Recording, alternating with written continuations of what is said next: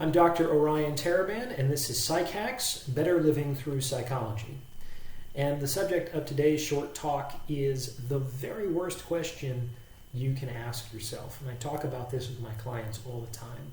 It's a very innocuous seeming question, and it is, what do I feel like doing today?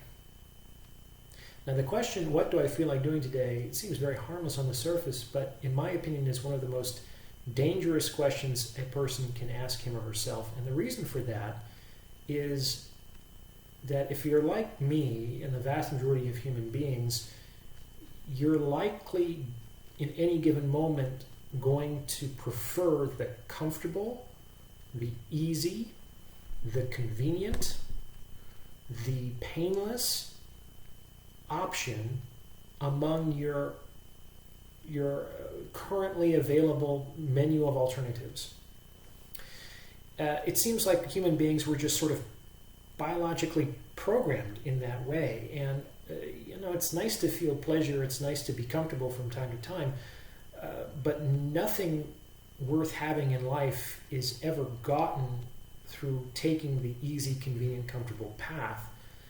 And if we leave our day to be decided by our emotions, our days are mostly going to be tending in the direction of the comfortable, the easy, and the convenient, which is generally to the detriment of our long-term plans.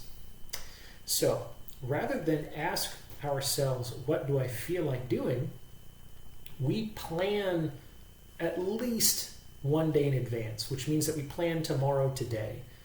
Now, you don't have to plan it down to the minute, but you should know more or less where you need to be when and what are the tasks that you've decided that you want to accomplish for that day before it happens, so that when the time shows up and you show up into tomorrow, you can just show up. You already know what you're there to do.